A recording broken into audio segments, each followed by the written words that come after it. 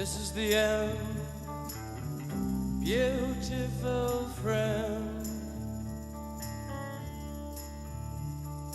This is the end, my only friend. The end of our elaborate plans. The end of everything that stands. The end, no safety or surprise. The end, I'll never look into your eyes again.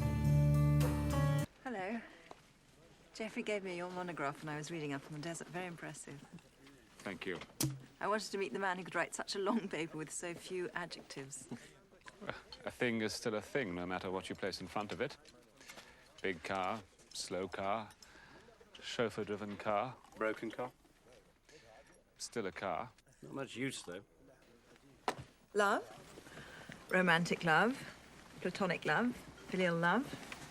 Quite different things, surely. Uxoriousness, that's my favourite kind of love. Excessive love of one's wife.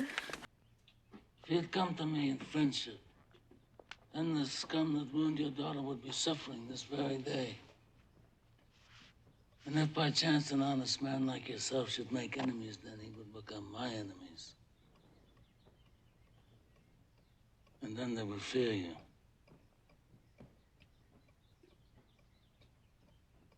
Be my friend?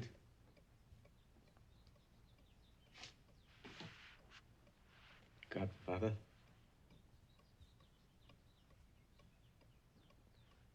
Good.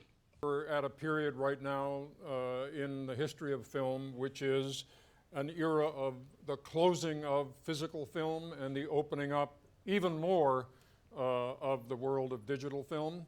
All of the accounts haven't been settled yet, and there's much to discuss about this transition, but it definitely is a period of transition. I'm happy that I lived through the transition. I'm happy to be in the world we're in now. I haven't edited on film in 20 years. I haven't edited a film shot on film in 10 years. So in my particular case, that boat has sailed, and I'm a completely digital person standing here in front of you.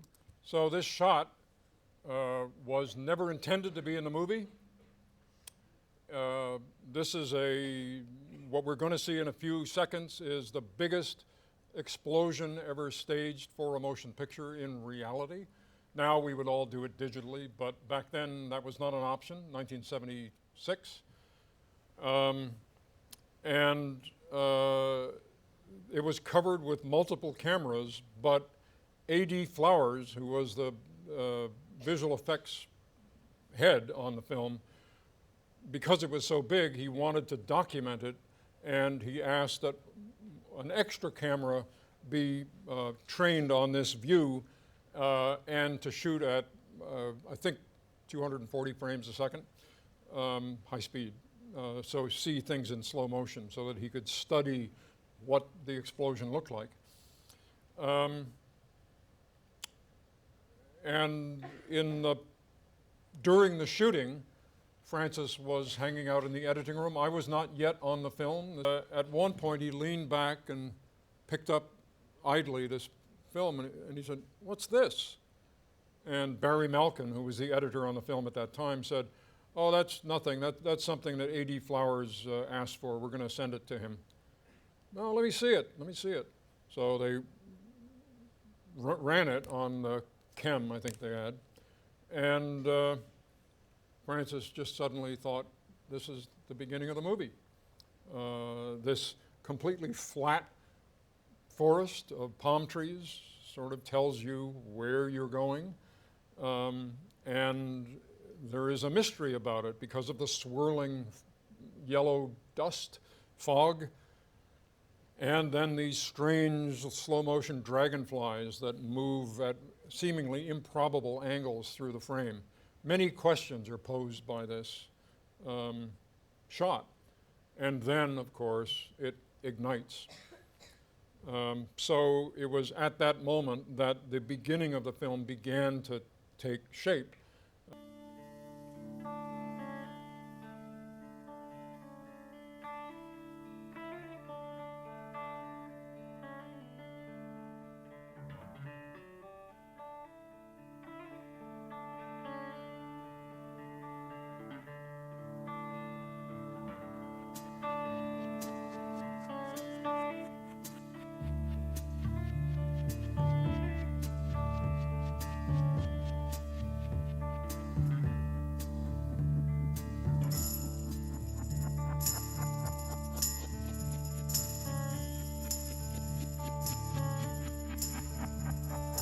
This is the end, beautiful friend. This is the end, my only friend, the end of our elaborate plans, the end of everything that stands, the end, no safety or surprise, the end. I'll never look into your eyes again. One of the most pertinent questions in my mind over the years I've spent making films, and I'm very anxious to hear Walter's answer to this one, which is, Walter, when is a film finished editing? And how do you navigate your way through terminating this growing, wonderful thing? Most of the time, but by no means all of the time, there's a deadline. This film has to come out in December, and we have our marching orders, and so we calibrate our creative effort. And that is not an insignificant problem, because you have a certain amount of energy as a person. The director also has a certain amount of energy. How many things can you focus on? Because in general, there are probably many more problems with the film than you can solve all of them. So you have to pick and choose what you are going to select. Is the film too long? How long is too long? The film has its own internal rhythm, and you kind of feel it coming to an end, but the line itself is determined by what you put in it. And the paradox is sometimes a very short line can feel very boring, and other times a very long line can feel like I don't want it to end. On a more minute level, when I'm assembling a scene for the first time, and I also assemble scenes, as the panel was talking, I turn the sound off. I think it was you. And John too. Yeah. We all found by default we did the same Right. thing. I will just add a little asterisk, which is that Dee Dee Allen, the famous American film editor who unfortunately passed away a few years ago, did exactly the opposite. She would edit the dialogue track only, and then hand the dialogue track to one of her assistants and say, put some pictures to this. And there was a logic to it, which is that she was a mother hen, and she wanted the team to learn how to edit.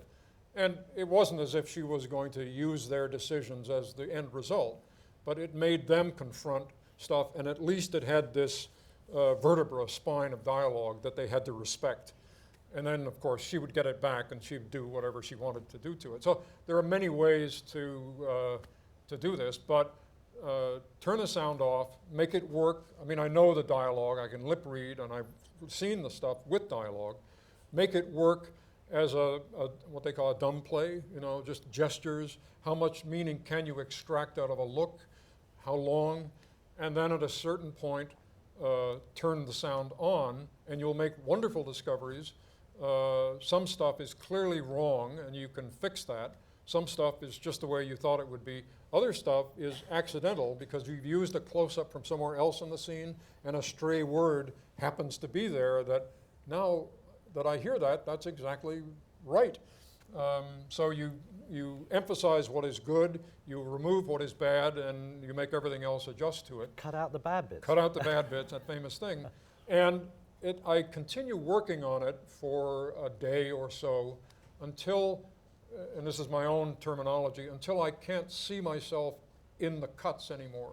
The first time I look at a scene, I can imagine, I made that decision, I made that decision, I made that. And then you work it, and that recedes a little bit, and then you work it again, and it recedes a little bit more, and then eventually, hopefully, it just seems to happen. And one shot creates the next shot, and you forget the fact that you actually made that. It starts to live. It lives, yeah. It's a organic thing. So if you can take that metaphor and kind of extend it to the film as a whole, forgetting issues of deadlines, do you get the poison? You were talking about the same thing this morning. Do you get the film to a point where it is living on its own, kind of like your kid who can now walk around on their own 2 feet, and then you just say, It goes well, away. you know, we'll dress it up and do the finishing, but basically it's on its way.